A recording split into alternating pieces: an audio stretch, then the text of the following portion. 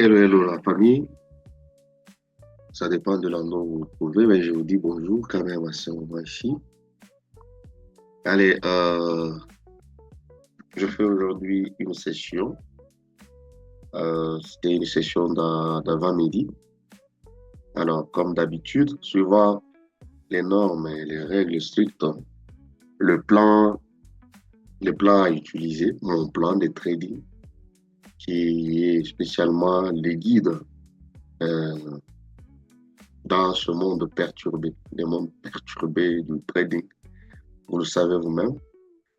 Voilà encore une autre vidéo pour une nouvelle session d'aujourd'hui. Nous sommes le 14 et ça n'a pas été pas mal.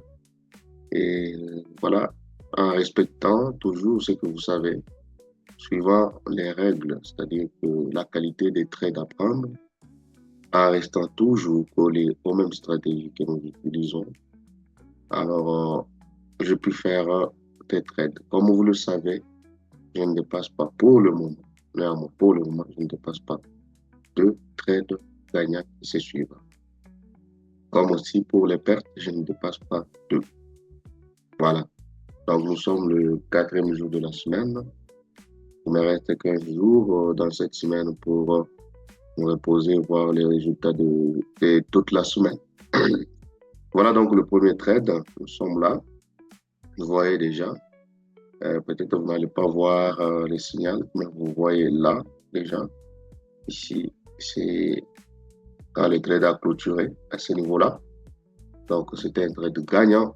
Et quelles sont les raisons qui m'ont poussé? Nous avons le QM. Tout d'abord, ce QM, vous devez savoir qu'il se trouve dans, dans un canal haussier, tel que vous le voyez. C'est là. Donc, c'est un QM qui se trouve dans un canal haussier. Nous avons déjà ici la zone, la zone de QM qui est là. Et comme vous le savez, avant tout, il faut aller confirmer un high time frame. Ici, vous avez une bougie haussière ou une bougie verte. Et là, il faut avoir un avalement, c'est-à-dire une bougie rouge comme ça, voilà, qui avale la bougie haussière. Donc, c'est comme ça. Ça, c'est un high time frame. J'ai vérifié, il y en avait. Et c'est cette partie que vous allez voir là. Toute cette partie, c'est ça l'avalement. Cette partie que vous voyez à ce niveau ici, c'est la bougie rouge là. Donc, voilà, si je dois représenter un peu comme ça, vous allez voir. Ça, la partie que vous voyez là, c'est la bougie verte. Vous voyez, c'est une montée, n'est-ce pas? Et la partie que vous voyez ici, toute cette partie-là, désolé, la partie que vous voyez ici, jusqu'ici, jusque là. Donc, de la première bougie rouge jusqu'à la dernière bougie rouge, malgré qu'il peut y avoir des bougies de retracement, mais tout ça, en high time frame, c'est juste une bougie rouge. Voilà un peu ce qu'il faut voir à ce niveau-là.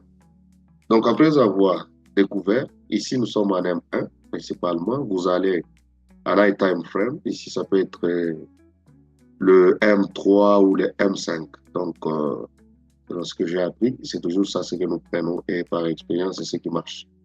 Après avoir fait cela, il faut descendre maintenant en low time frame. Généralement, ici, je suis descendu plusieurs fois jusqu'à 5 secondes. Et j'ai décidé, le niveau le plus raffiné, le niveau le plus raffiné était, voilà, celui-là, ici. C'est le niveau que vous voyez en bleu. Donc, c'était le niveau le plus raffiné. Et souvenez-vous que lorsque vous avez une zone, ça c'est une grande zone, une zone principale. Ce n'est pas qu'une fois que la bougie tape dans la zone principale qu'il faut prendre. Donc, il faut aller en time frame inférieur pour trouver une zone raffinée.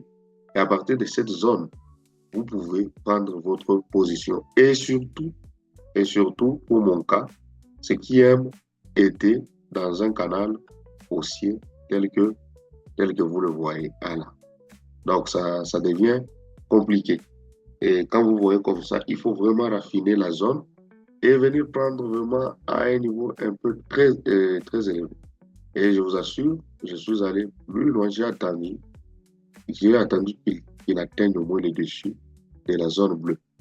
Et c'est à ce niveau-là que j'ai pris et j'ai vu une forte pression dans cette bougie. Dans cette bougie-là, il y avait une forte pression. J'étais allé là, mais je savais que bon, la zone là allait toujours me sauver. Et ça m'a sauvé sans rejeter jusqu'ici. Et c'est comme ça que, voilà, c'était un trade gagnant pour ce premier trade. Alors, comme toujours, moi, une fois que ça arrive le jeudi, je commence à devenir un peu prudent dans la gestion des risques pour ne pas jeter tout ce qu'on a fait comme effort le lundi, mardi, mercredi, pour ne pas les jeter dans l'eau. On reste prudent. Et surtout, quand je gagne comme ça, pour le deuxième trade, je deviens encore trop prudent. Alors, vous allez voir, le deuxième trade est là.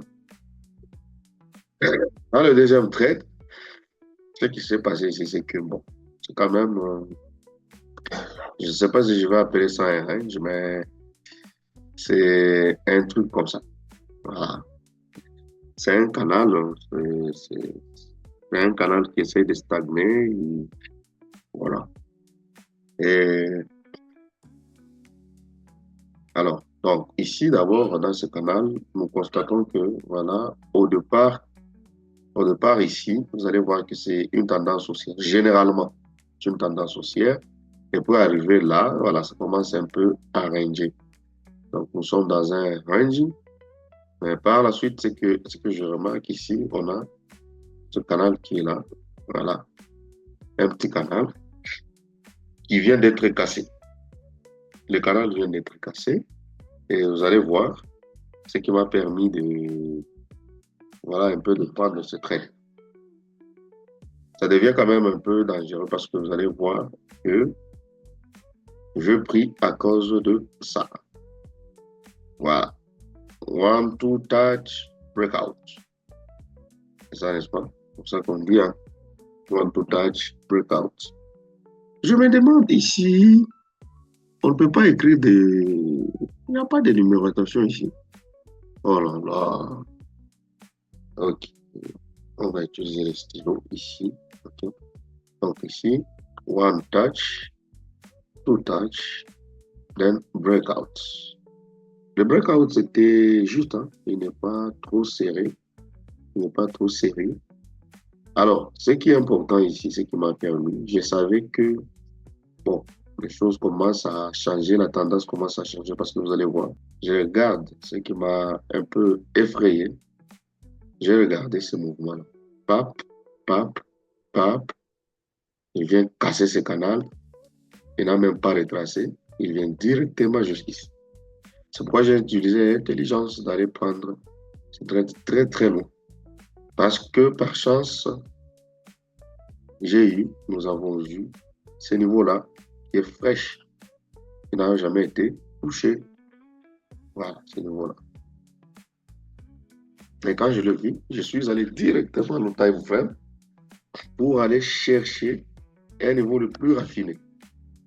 Et je suis allé chercher le niveau le plus raffiné. C'est ce niveau-là que vous voyez que j'ai assuré là en vert. Là.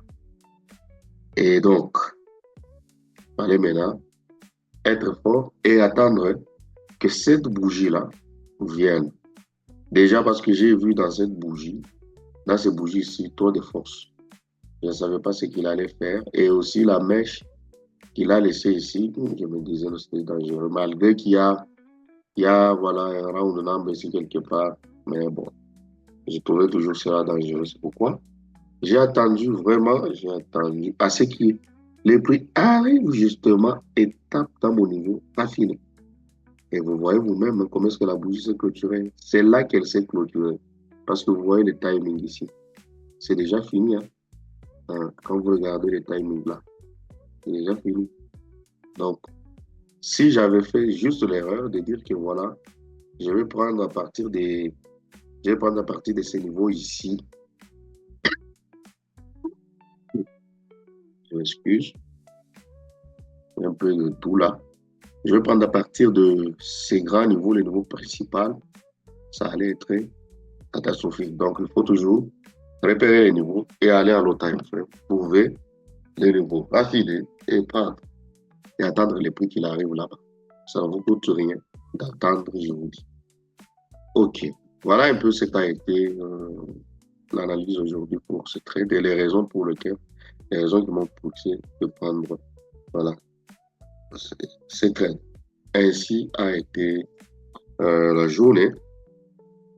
Voilà donc à vous de voir et d'essayer de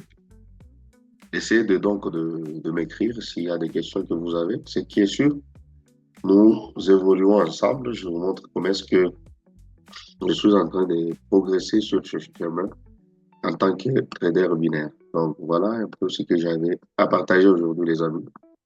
Je vous dis et je vous remercie pour votre attention. Surtout, don't forget to like. Don't forget to like and comment. Merci beaucoup. À la prochaine.